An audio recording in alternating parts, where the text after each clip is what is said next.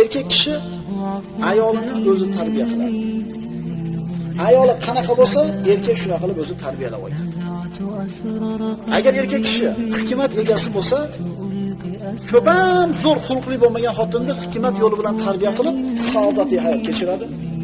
Endi agar erkak hikmat egasi bo'lmaydigan bo'lsa, tarbiyali, salohiyatli, solih ayolni ham hikmatsizligi tufayli badxulq bo'lishiga sabab bo'lib qoladi. Demak, xotinni kim tarbiya qilar ekan? Er o'zi tarbiya qiladi. Xotining qanaqa? Sen o'zing shunaqa bo'lasan.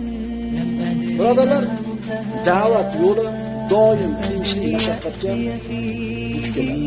Tanqid qiladiganlar bo'ladi, masxara qiladiganlar bo'ladi, hasadgo'ylar bo'ladi, norozilar bo'ladi, maxfiy suratda seni oyog'ing tagiga cho'qchayotgan odamlar bo'ladi.